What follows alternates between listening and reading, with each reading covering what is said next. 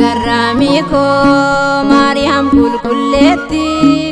iyyeessi waammadha ayyaana qabeetti ati naaf sirreessi gingaa qooqa koo maqaa kee kan faarsoo bara jireenya koo garramiko Mariam kulkulletti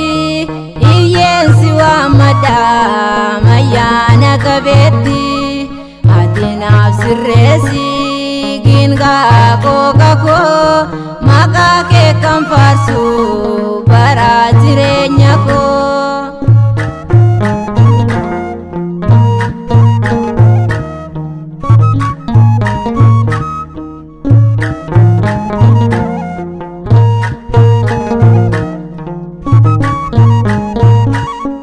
Yaada Adonai biqiltuu jireenyaa hundeen sochoonee riqicha jireenyaa haadha gaafa rakkoo kottu Maariyaami gara kee nan laalaa abdiisi godheeni garramiko Maariyaam kulkulleetti iyyeessi waammadha ayyaana qabeetti ati naaf sirreessi gingaa qooqa koo maqaa kee kan faarsoo bara jireenya koo.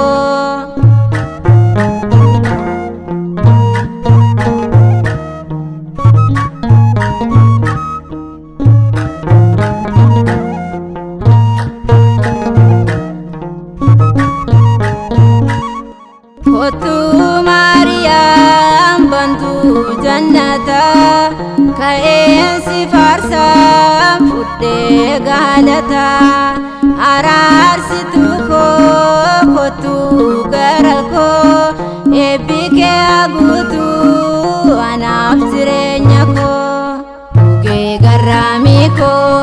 Maariyaam kulkulleetti iyyeessi waammadha ayyaana qabeetti ati naaf sirreessi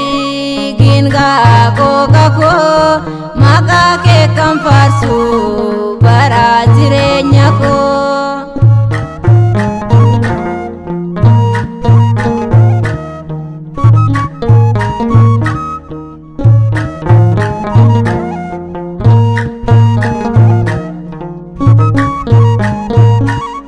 Kan naman daganne hundaa kan yaadattu qoricha kan baattee ji'a 9 guutuu harmaa durbummaa kee odeessa guddatee durbee Maariyaamiin fayyisaa nuuf laattee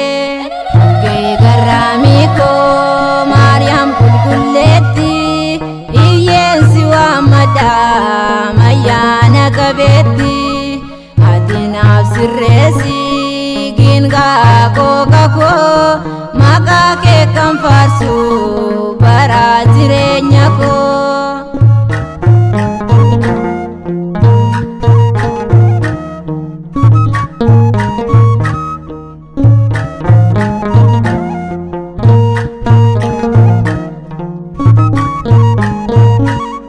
Daawit masanqoon kan si faarfatee yaareen maqaa kee ol kaasee jajatee balbala dhugaa furtuu jannata yaamii sirroo koo miidhagni kee adda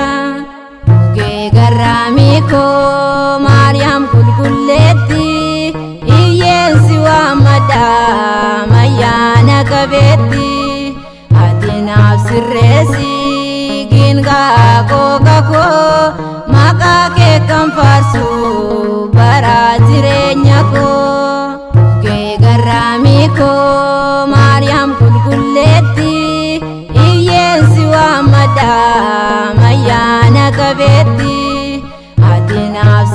jaldeessi gingaa koo kakoo maqaa kee kan faarsu bara jiree.